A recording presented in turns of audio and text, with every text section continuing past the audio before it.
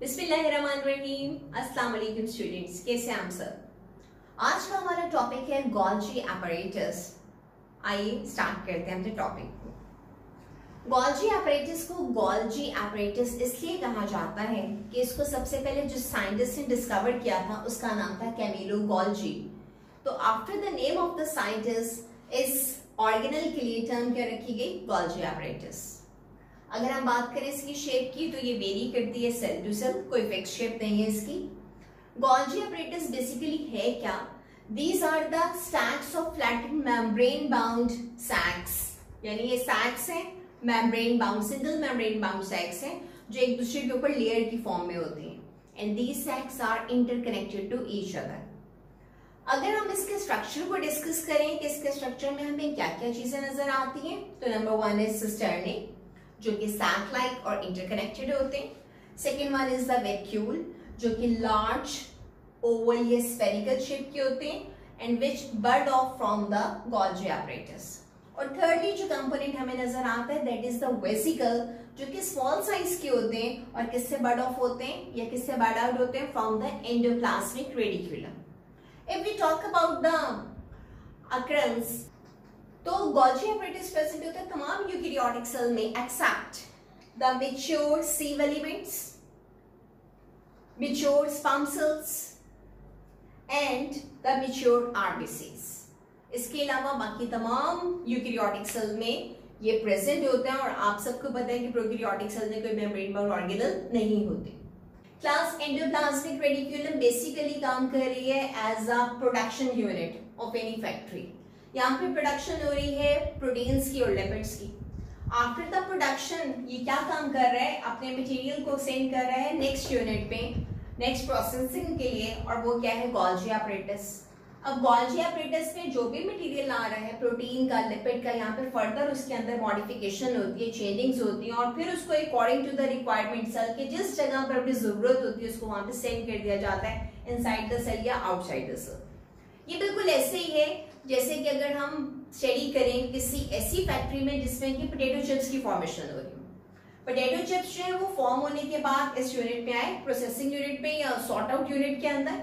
यहाँ पर आने के बाद कुछ चिप्स को एज इट इज इसी फॉर्म के अंदर क्या किया जा रहा है, पैक करके डिलीवर किया जा रहा है। और कुछ चिप्स ऐसे हैं जिनके अंदर स्पाइसेस ऐड किए जा रहे हैं, यानी कि मॉडिफाई किया जा रहा है और उसके बाद उसको डिफरेंट जगहों के ऊपर जहां पे भी रिक्वायरमेंट है उसको वहां पर सेंड किया जा रहा है।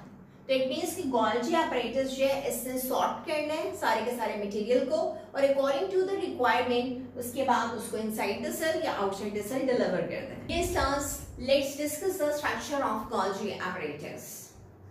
आप देख सकते हैं कि इससे पहले हमने अपने प्रीवियस टॉपिक में एंडोप्लाज्मिक रेडिकुलम को डिस्कस किया था। एंडोप्लाज्मिक रेडिकुलम क्या था, extension of the nuclear membrane जिससे बहुत सारे वेसिकल्स बड ऑफ होते थे और वो बर्ड ऑफ होने के बाद किसके साथ फ्यूज हो जाते हैं, कुछ सिस्टर्ने के साथ या फ्लैटेंड सैक्स के साथ, जो कि बाद में फॉर्मेशन किसकी करते हैं, गोल्जी apparatus की। आप लोग नोटिस कर सकते हैं कि these vesicles are coming from the endoplasmic reticulum। ये आपको नजर आ रहे हैं वेसिकल्स एंडोप्लाज्मिक रेडिकुलम से आए। ये वेसिकल्स जो एंडोप्लाज्मिक रेडिकुलम से आए हैं या आकर फ्यूज हो जाते हैं किसके साथ, सिस्टर्ने ऑफ गोल्जी apparatus के साथ। ये जो आपको स्टैक्स या लेयर्स नजर आ रही हैं, these layers are the cisternae, these are the single membrane bound structures। इनके अंदर ल्यूमेन या कैविटी प्रेजेंट होती है और ये एक दूसरे के ऊपर लेयर्स की फॉर्म में होती है। These are interconnected to each other, यानी जो भी मटेरियल एंडोप्लाज्मिक रेडिकुलम से आ रहा है वो इनके थ्रू पास आउट होता हुआ दूसरे वाले साइड के दूसरे वाले पोल की तरफ से एग्जिट हो जाएगा। वन थिंग मोर, जब हम सिंगल सिस्टर्ना की बात करते हैं तो तब हम टर्म यूज करते हैं गोल्जी बॉडी। जब हम इन तमाम सिस्टर्ने की डिस्कशन करेंगे तब हम टर्म यूज करते हैं गोल्जी apparatus। और अगर हम इस गोल्जी apparatus के साथ इन रिलेटेड वैक्यूल्स को भी या वेसिकल्स को भी डिस्कस करते हैं तब हम टर्म यूज करते हैं गोल्जी कॉम्प्लेक्स। तो होपफुली आपको समझ में आ गया होगा Golgi apparatus, Golgi complex and Golgi body, इनमें क्या डिफरेंस है। आपको इसी डायग्राम को देखते हुए यहाँ पर दो पोल्स नजर आ रहे हैं। This is the one pole and this is another pole. ये ऐसा ऑर्गेनल है है, टू पोल्स हैं, या हम यूं कह सकते हैं कि इस ऑर्गेनल के दो फेसेस होते हैं। वो वाला फेस जो कि एंडोप्लाज्मिक रेटिकुलम से नियर होता है, उसके करीब होता है, उसके लिए हम टर्म यूज करते हैं सिस फेस। और वो वाला फेस जो कि प्लाज्मा मेम्ब्रेन के करीब होता है, उसके लिए हम टर्म यूज करते हैं ट्रांस फेस। सिस फेस वो फेस है जो कि एंट्री के लिए यूज होता है, यानी कि क्या चीज हो रही है, यहाँ पे वेसिकल्स एंटर हो रहे हैं फ्रॉम एंडोप्लाज्मिक रेटिकुलम।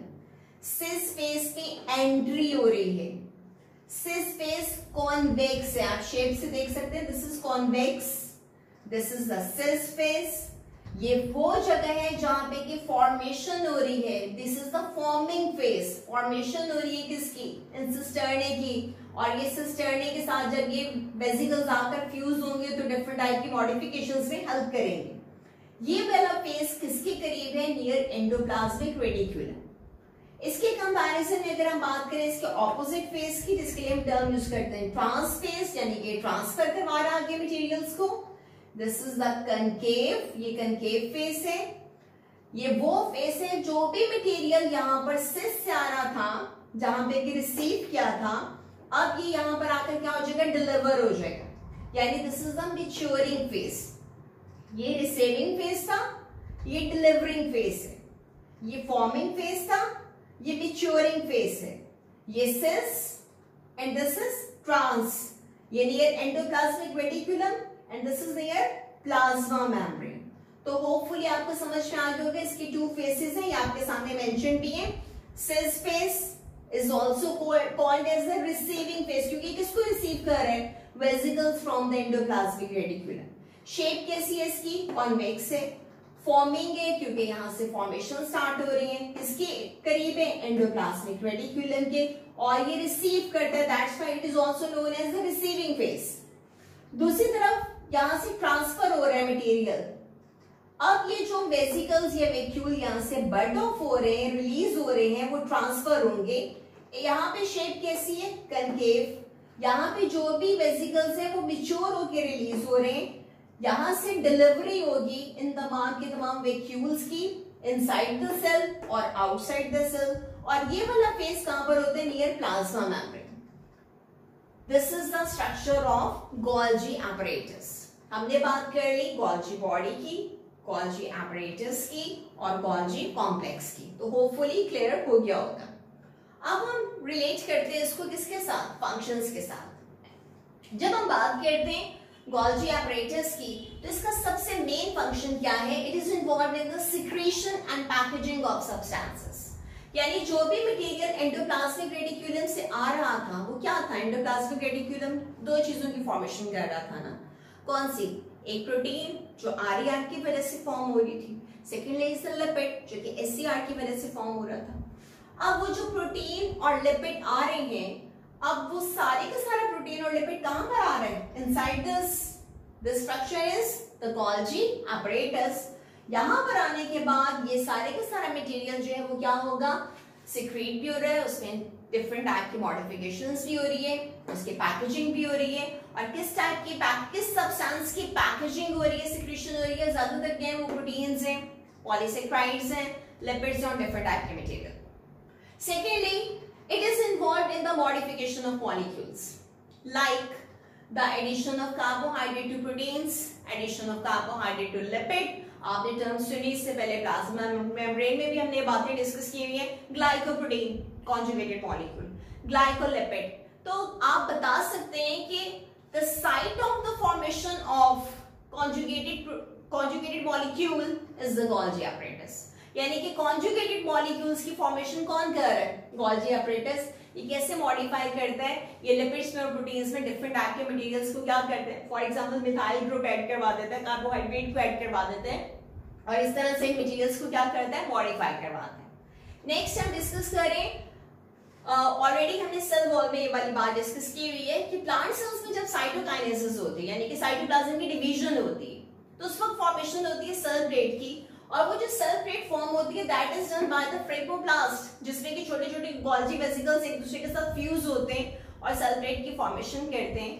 तो प्लांट्स के अंदर साइटोकाइनेसिस में और इसके अलावा प्लांट सेल वॉल की फॉर्मेशन में गोल्जी बॉडी इन्वॉल्व है, ये गोल्जी apparatus इन्वॉल्व है, इसीलिए प्लांट्स के अंदर इसके लिए टर्म यूज की जाती है डिटायोसोम।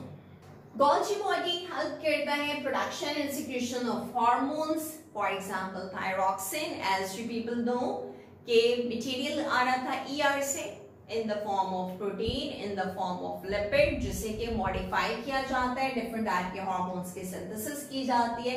इट मींस कि गोल्जी बॉडी इन्वॉल्व है सिक्रीशन ऑफ हार्मोन्स के अंदर भी। नेक्स्ट इसकी वर्किंग है, it helps in the formation of lysosome, और सबसे पहला जो लाइसोसोम बनता है जो कि अभी इनएक्टिव होता है, जिसमें कि सिर्फ अभी डिग्रेडेबल या हाइड्रोलाइटिक एंजाइम्स मौजूद होते हैं, that is known as a primary lysosome. तो यहाँ पर सबसे पहले जब वैक्यूल्स पिंच ऑफ होते हैं, बाहर निकलते हैं, बट ऑफ होते हैं, तो तब बनने वाले वैक्यूल के लिए हम टर्म क्या यूज करते हैं, this is known as the primary lysosome. So primary lysosome is formed by the Golgi apparatus। Next sperm के अंदर प्रेजेंस होती है एक्रोसोम की। This acrosome is also the Golgi body जो कि एंजाइम सिक्रेशन में हेल्प करता है। इसी तरह से इस पूरी की पूरी सिक्रेशन की अगर हम पैसेज वे को डिस्कस करें, अगर आप इस डायग्राम को रिलेट कर लें, आप देखिएगा इस डायग्राम के साथ रिलेट करके, देखिए सबसे पहले राइबोसोम्स के थ्रू मटेरियल कहां पर आ रहे हैं, एंडोप्लाज्मिक रेटिक्यूलम में। एंडोप्लाज्मिक रेटिक्यूलम से मटेरियल ट्रांसपोर्ट वेसिकल के through, these are the vesicle, transport vesicle के थ्रू कहां पर आता है, गोल्जी apparatus में। और गोल्जी apparatus में आने के बाद उस पर फर्दर वर्किंग क्या होती है कि अब जो भी मटेरियल सिक्रेशन आया वो या तो पैक हो जाएगा मेम्ब्रेन के अंदर, या फिर फर्दर मॉडिफाई होता है, प्रोटीन और लिपिड से फर्दर मॉडिफाई होती है, कुछ नए सब्सटेंसेस की फॉर्मेशन करती हैं, और ये सब मटेरियल जब वेसिकल्स के अंदर आ जाते हैं तब हम उसके लिए टर्म क्या यूज करते हैं, गोल्जी वेसिकल्स। ये गोल्जी वेसिकल्स या तो बाद में फॉर्मेशन किसकी करते हैं, लाइसोसोम की, या फिर सिक्रीटरी वेसिकल्स बनाते हैं। इन वेसिकल्स को या तो सेल के अंदर ही यूज कर लिया जाता है या फिर सेल से बाहर ट्रांसपोर्ट कर दिया जाता है। ये थे सारे के सारे फंक्शंस गोल्जी apparatus के। होपफुली आपको समझ में आया होगा। अब आपने जो मेन वर्किंग करनी है वो ये है कि इस टॉपिक को प्रॉपर्ली रीड आउट कीजिए। अगर कोई बात समझ में नहीं आ रही तो कमेंट करके पूछ लीजिए। सब्सक्राइब और लाइक करना ना भूलिएगा। अपना ख्याल रखें। अल्लाह हाफिज।